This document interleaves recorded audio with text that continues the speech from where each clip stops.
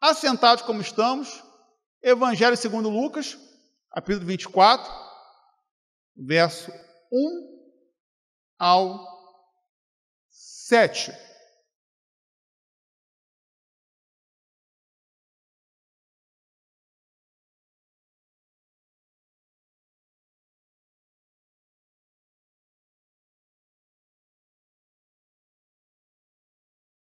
E hoje, dando continuidade ao tema, ele continua, o estudo, ele continua sendo Deus, como está trabalhando dentro do seguinte assunto: o Deus que venceu a morte. No primeiro dia da semana, bem de madrugada, elas foram ao sepulcro, levando as essências aromáticas que haviam preparado. E encontraram a pedra do sepulcro removida. Elas entraram, mas não acharam o corpo do Senhor Jesus. E ficaram perplexas com isso. Então lhe apareceram 2 homens com roupas resplandecentes. Elas ficaram com medo e abaixaram os olhos para o chão. E eles disseram: por que procurais entre os mortos aquele que vive? Ele não está aqui, mas ressuscitou. Lembrai-vos de como vos falou ainda na Galileia. É necessário que o Filho do Homem seja entregue nas mãos de homens pecadores, seja crucificado e ressuscite ao terceiro dia. Que o Senhor fale conosco. Que o Senhor nos abençoe pela sua palavra mais uma vez. O Deus que venceu a morte. Nós já estamos no mês de novembro.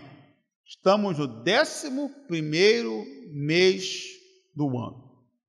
Daqui a pouco estaremos entrando já em dezembro. E aí dezembro, depois do dia 15, é aquela correria toda. E aí vem o Natal. E aí 2021 vai se findando. E esse ano até é um ano um pouco meio atípico, né? Porque ele começa ainda com resquício lá de 2020, e aí você não sabe se é 2021, 2020.2, uma coisa desse tipo, né? E você ainda está lá tendo que lidar com tudo aquilo, e quando você vê, o ano vai se passando de uma maneira muito rápida. E, como eu falei, né, 2020, a gente começa lá em 11 de março, com a pandemia do Covid-19, tem aquele tempo das pessoas ficarem mais reclusas em suas casas, a igreja fazendo seus cultos apenas online, depois a igreja volta e nós entramos em 2021 com um grande número de mortos pela Covid-19. Nós temos hoje 605 mil mortos pela Covid-19 no Brasil. Podemos afirmar que 70% desses números, dessas mortes, ocorreram em 2021. É um ano muito pesado ainda com relação à questão das mortes, não só pela Covid-19, como também entre outros fatores que continuam existindo, continuam ocasionando mortes em nosso dia a dia. E ontem, né, nós tivemos dia 2 de novembro, que é o feriado de finados, onde alguns vão visitar, né, o túmulo dos seus entes queridos, vão lá ver a sepultura, vão lá tratar a sepultura, vão levar flores, vão chorar, vão fazer aquilo que cada um no seu sentimento tem em relação àqueles que se foram, porque é muito complicado, meus irmãos, lidar com a questão da morte, seja ela qual for o tipo, pois, além da morte física, temos a morte espiritual e também a morte eterna. Morte física, a morte do nosso corpo. Com o nosso corpo sem vida, deixa de ter as suas funções vitais e é decretada a nossa morte. Morte espiritual, estado de todo aquele que está aqui nesse mundo e caminha sem Jesus Cristo. É o estado de todo aquele que não reconheceu Cristo como único, eterno e suficiente Salvador da sua vida. Morte eterna é o estado de todo aquele que parte desse mundo sem ter um encontro pessoal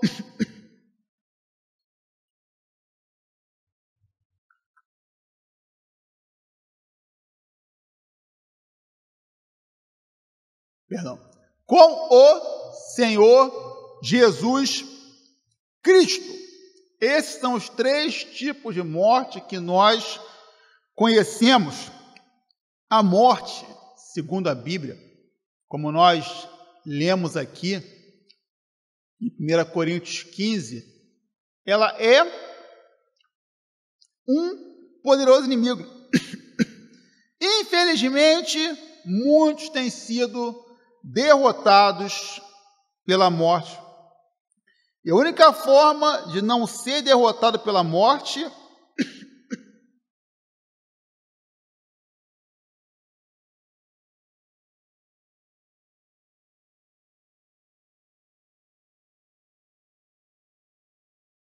acho que agora vai. A única maneira de não ser derrotado pela morte é contar com a presença de Jesus em nossa vida, pois Ele é o Deus que venceu a morte. Como nós cantamos no primeiro cântico, quanto ao amor, a igreja precisa falar a respeito da morte e deixar bem claro que em Deus a morte pode ser vencida. O Deus que venceu a morte, e por que Ele venceu a morte? Qual o objetivo de Cristo ao vencer a morte? O texto aqui nos mostra algum desses objetivos. Em primeiro lugar, Cristo venceu a morte para mostrar a amplitude do seu poder.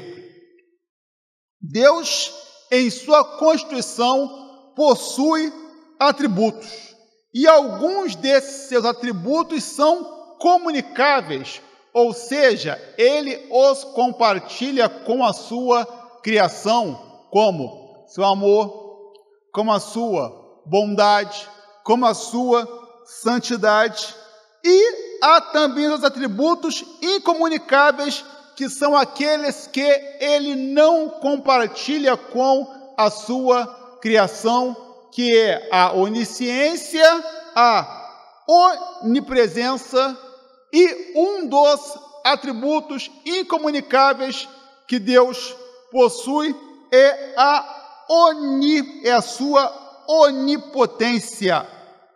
E o que é onipotência? Onipotência é ter o poder sobre todas as coisas. Onipotência é ter o poder máximo sobre tudo. E somente Deus possui esse atributo. Somente Deus é onipotente. Somente Deus é todo-poderoso. O poder de Deus é incrível, meus irmãos. E por esse motivo, Ele é capaz de fazer o que ninguém mais pode fazer. Ao longo da Bíblia, nós vemos como Deus agiu de maneira poderosa em diversas ocasiões. Vemos na Bíblia a criação, que é uma grande prova do poder de Deus.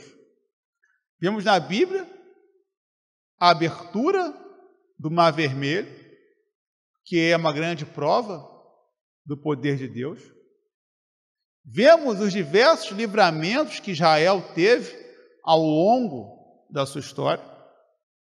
Vemos o sol parar, vemos fogo descer da terra, vemos chuva de forma ininterrupta. Tudo isso nada mais é do que a demonstração do poder de Deus na vida das pessoas. Tudo isso é a demonstração do poder incrível de Deus. E nós olhamos, a ressurreição de Jesus, e a ressurreição de Jesus mostra que o poder de Deus se manifestou de uma maneira extraordinária, porque uma pessoa morta ressuscitou. Vimos também no Antigo Testamento algumas ressurreições acontecendo. Vemos também a ressurreição de Lázaro no Novo Testamento. Porém, essas pessoas ressuscitaram, mas vieram a morrer novamente. Cristo não. Cristo ressuscitou para nunca mais morrer. Cristo ressuscitou para viver eternamente. Cristo ressuscitou para mostrar a amplitude do poder de Deus. Cristo ressuscitou para mostrar que Deus tem um poder, para mostrar que Deus tem um grandioso poder, para mostrar que Deus tem um espetacular poder. Vemos aqui o texto fala que a pedra foi revolvida do sepulcro, e não era uma pedra pequena, não era uma pedra simples. Os irmãos tenham em mente que era uma pedra que fechava um túmulo para que ninguém pudesse mexer nesse local. Não era uma pedra que qualquer pessoa poderia mexer. E as mulheres chegam lá e não encontram mais a pedra no local. A pedra foi removida e elas chegam lá e encontram 2 anjos. E aí eles perguntam àquela mulher: por que vocês buscam entre os mortos aquele que está vivo? Ele não está aqui, mas ele ressuscitou. Ou seja, ele é a manifestação espetacular do poder de Deus. A ressurreição de Jesus é a manifestação de como Deus é poderoso. A ressurreição de Jesus é a manifestação de como Deus é glorioso. A ressurreição de Jesus mostra como Deus faz aquilo que somente Ele é capaz de fazer. Cristo, de fato, morreu. Cristo, de fato, estava clinicamente morto. Ele não teve aquela doença que algumas pessoas têm, que elas morrem e depois elas voltam. Até porque se ele tivesse tido isso, como disse, a pedra não era fácil de ser removida. Ele, de fato, morreu. E ele, de fato, ressuscitou. Ele ressuscitou para que Deus pudesse comprovar como ele era poderoso. Deus agiu no Antigo Testamento. Deus agiu no Novo Testamento. E Deus continua agindo hoje em nossa vida. Como eu citei aqui, caso de Elaine Alves, e eu disse isso para ela: você é uma prova viva do milagre de Deus. A nossa irmã, na sua casa, no acidente que ela teve, falei com ela hoje à tarde, ela reconhece, é um grande livramento, porque foram perdas materiais. Os irmãos conhecem a rua Clóvis Cunha Paz Castro bem melhor do que eu, conhecem aquele rio bem melhor do que eu, e sabem da tragédia que poderia ter ocorrido, mas não ocorreu. Nós temos em nossa vida, no nosso dia a dia, naquilo que nós vivemos, naquilo que nós fazemos, naquilo que nós conquistamos, nós podemos ver que Deus continua agindo em nossa vida de uma maneira única, que Deus continua agindo em nossa vida de uma maneira incrível. O poder de Deus é grande, o poder de Deus é maravilhoso, o poder de Deus é incrível. Cristo ressuscitou, Deus venceu a morte para mostrar a amplitude do seu poder, em primeiro lugar. Em segundo lugar, Cristo ressuscitou, Deus venceu a morte para mostrar que as suas promessas são cumpridas. O brasileiro, infelizmente, está cada vez mais desacreditado em relação à política. Infelizmente, sim. Infelizmente, sim, porque o brasileiro deveria, segundo a população mundial, deveria se interessar mais por esse assunto, deveria colocar mais a sua confiança, né, em quem ele está indo votar, mas, infelizmente, não é o que acontece. Uma das causas pela qual o brasileiro está cada vez mais chateado, né, triste, desacreditado em relação à política, em primeiro lugar, em relação à corrupção, né, na política. Em segundo lugar, é porque quando a pessoa está lá disputando, né, a vaga, o que ela quer, ela promete um monte de coisa. Quando ela é eleita, ela não cumpre com o que ela prometeu. Por exemplo, o atual presidente da República, né? Ele, na sua campanha, ele prometeu a gasolina a R$ 2,50 o litro, prometeu o botijão de gás a R$ 35. A gasolina, até hoje à tarde, estava R$ 7,29, R$ 7,30, R$ 7,40, R$ 7,50 o litro. O botijão de gás está na casa dos R$ 110, né? E sem contar as demais coisas caras como estão. Então, tudo isso é muito complicado. E aí a gente pensa um pouquinho, a gente precisa pensar também na seguinte questão para o nosso dia a dia. Nós não devemos fazer com as pessoas aquilo que nós não gostamos que façam conosco. Por esse motivo, devemos sempre cumprir com a nossa palavra.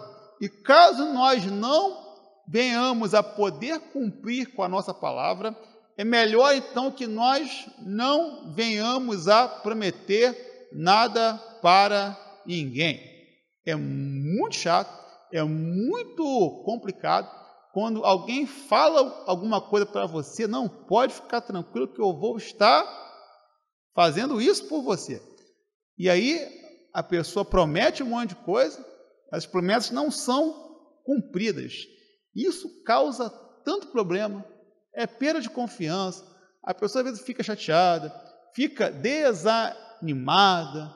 Você vê isso no mercado de trabalho, você vê isso nas relações familiares, você vê isso em tantos lugares. Então, meus irmãos, se nós não temos condições de honrar com a nossa palavra, é melhor que nós não venhamos a prometer nada. Não façam como os políticos em época de campanha, meus irmãos. Só prometo aquilo que vocês forem realmente capazes de cumprir. Nós devemos cumprir com a nossa palavra, nós devemos cumprir com as nossas promessas, Porque, meus irmãos, nós servimos a um Deus que sempre cumpre com a sua promessa. Nosso Deus sempre cumpre com a sua palavra. Quando nós vamos olhar a Bíblia, quando nós vamos pegar a palavra de Deus, nós podemos ver no Antigo Testamento, no Novo Testamento, várias promessas que Deus faz para com o seu povo. E Deus tem cumprido a sua palavra. Deus tem cumprido a sua promessa. E Deus, Ele não cumpre as suas promessas porque Ele tem compromisso com o homem, não. Deus cumpre as suas promessas não porque Ele tem compromisso com o homem. Deus cumpre com as suas promessas porque Ele tem compromisso com a sua palavra. Isso é muito importante, porque tem muita gente por aí fora prometendo coisa em nome de Deus que Deus não prometeu. Tem muita gente aí fora dizendo que Deus vai fazer o que Deus não prometeu que Ele ia fazer. Então, meus irmãos, Deus não tem compromisso nenhum com aquilo que prometem em seu nome. Deus tem compromisso com aquilo que Ele falou. Deus tem compromisso com aquilo que Ele prometeu. Deus tem compromisso com a sua palavra. A ressurreição de Jesus mostra que as promessas de Deus são cumpridas, pois desde o Antigo Testamento Deus prometeu um redentor para a humanidade pecadora. Gênesis 3,15, Deuteronômio 18, 2 Samuel 7, 13. Deus sempre prometeu um redentor lá no Antigo Testamento, e esse Redentor chegou. No texto, os anjos lembram as mulheres a respeito das promessas que o próprio Jesus fez a respeito da sua morte e da sua ressurreição, e que essas promessas foram cumpridas por Deus. Ele falou, olha, Ele não disse que Ele viria, Ele não disse que Ele morreria, Ele não disse que ao terceiro dia Ele ressuscitaria. Então, Ele não está aqui, Ele ressuscitou. Ele ressuscitou para mostrar que Deus cumpre com a sua promessa. Ele ressuscitou para mostrar que Deus cumpre com a sua palavra. Jesus venceu a morte para mostrar que a sua palavra é verdadeira e que a sua obra grandiosa em benefício da humanidade é real. Ele veio a esse mundo para perdoar nossos pecados. Ele veio a esse mundo para pagar a nossa dívida. Ele veio a esse mundo para nos reconciliar com Deus. Ele veio a esse mundo para mostrar que uma obra grandiosa de perdão, restauração e salvação é uma possibilidade. Deus continua realizando promessas em nossa vida e por esse motivo devemos continuar a crer e anunciar a sua palavra para aqueles que precisam reconhecer que Deus é aquele que não mente. Deus não é homem para que minta, e nem filho do homem para que se arrependa. Meus irmãos, essa é a palavra do Senhor. A palavra do Senhor é digna de crédito. A palavra do Senhor é verdadeira. A palavra do Senhor sobre a nossa vida é uma realidade. Deus tem bênçãos para com a nossa vida. Deus cumpre as promessas dele em nossa vida. No tempo dele, do jeito dele, da maneira dele. Às vezes a gente quer dar uma forcinha para Deus, né? E aí, desde o Antigo Testamento, desde Gênesis, né? Deus fala assim para Abraão: você vai ser pai com a sua esposa, com Sara. Abraão: não, Senhor, eu vou dar uma forcinha para o Senhor, porque está demorando muito, né? Então eu vou lá ficar com Agar. Ficou com Agar, teve Ismael. Até hoje, a geografia do Oriente Médio é uma confusão danada por conta disso. E quantas vezes nós, em nossa vida, temos promessas do Senhor para com a nossa vida e nós queremos dar uma forcinha para Deus.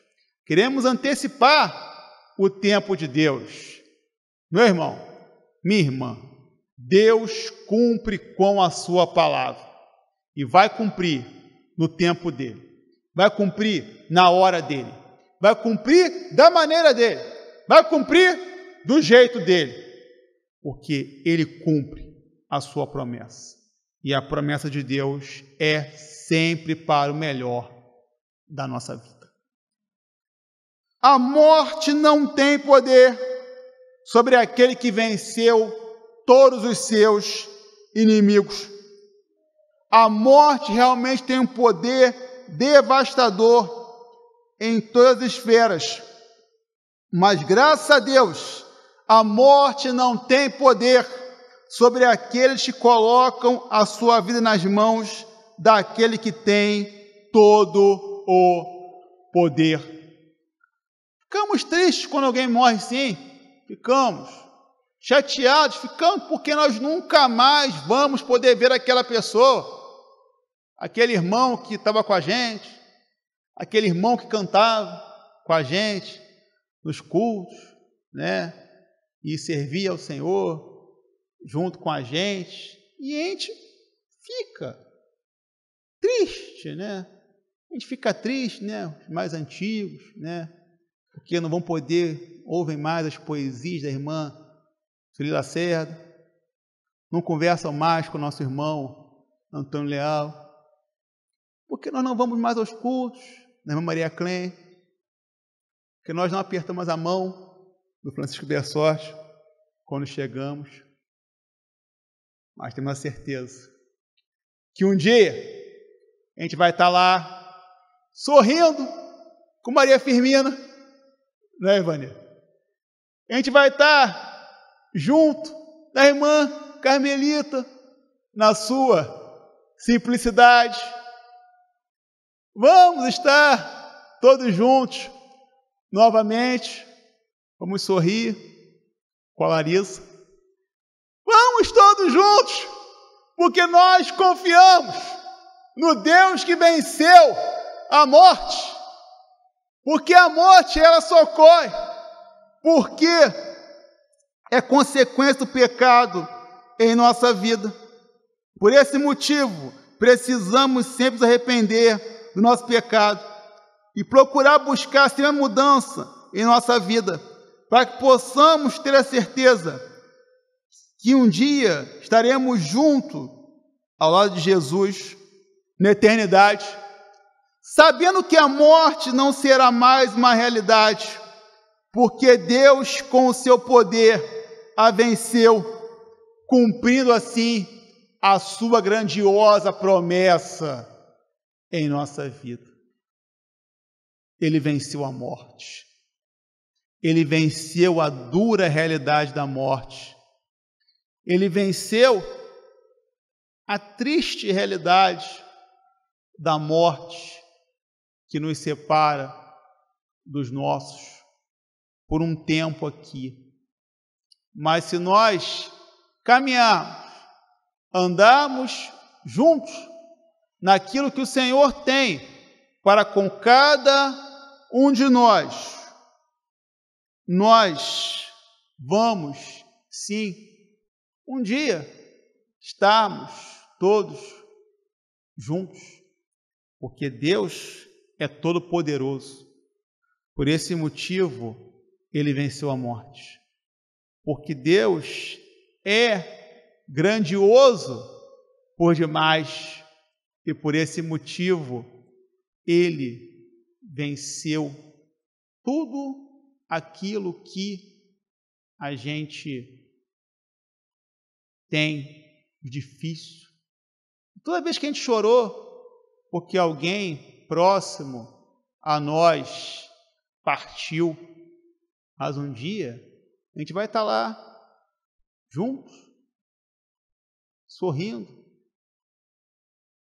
A morte traz choro, dor e tristeza, mas por causa de Jesus, temos a alegria em saber que a morte não tem mais poder destruidor em nossa vida, porque Ele venceu a morte, Ele ressuscitou, Ele venceu a morte, porque o poder de Deus é tremendo. Ele venceu a morte para mostrar que Deus cumpre com as suas promessas. Deus nos abençoe. Amém?